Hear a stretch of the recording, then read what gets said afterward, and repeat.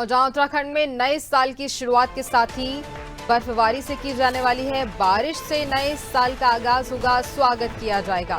तो देखिए, उत्तराखंड में बारिश के साथ बर्फबारी के आसार नजर आ रहे हैं। मैदानी इलाकों में घना कोहरा भी छाया हुआ है, शीतलहर भी जारी है। कोहरे ठंड से तापमान में लगातार गिरावट दर्ज की जा रही है। ऊंचाई वाले जिलों में भी बारिश बर्फबारी होगी। उत्तरकाशी, चमोली, रुद्रप्रयाग में बारिश बर्फबारी का अनुमान लगाया जा रहा है। पिथौरागढ़ में भी बारिश बर्फबारी की संभावना जताई जा रही है। कोहरे के कारण हवाई और रेल सेवाएं भी प्रभावित रहेंगी। इसी पर जानकारी लेंगे। सोनू लगातार फोनलाइन पे बने हुए। सोनू, बर्फबारी बारिश से नए साल का स्वागत होगा, ऐसा अनुमान लगाया जा रहा है।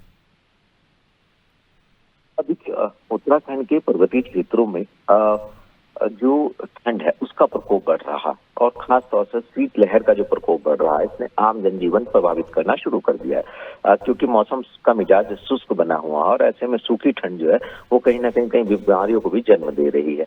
ऐसे में मौसम विज्ञान केंद्र की तरफ से अलर्ट जारी करना ये कहीं ना कहीं आने वाले समय में जिस तरह से मौसम विज्ञान केंद्र ने अलर्ट जारी किया है और साफ तौर पर कई क्षेत्रों में बर्फबारी और बारिश की संभावना व्यक्त की है, तो ये माना जा रहा है कि सूखी ठंड से थोड़ी राहत मिलेगी।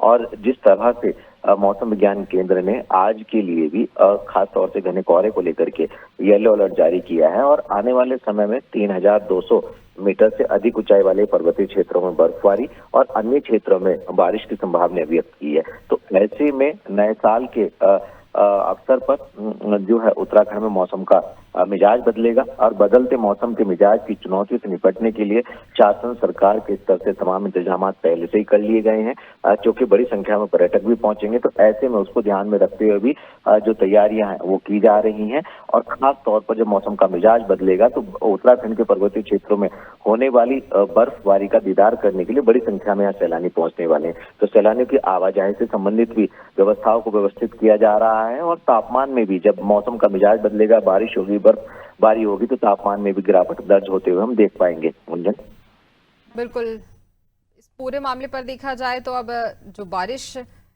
होगी उसके बाद ठंड कहीं ना कहीं और भी ज्यादा बढ़ जाएगी। सोनू, तमाम जानकारी के लिए बहुत धन्यवाद आपका।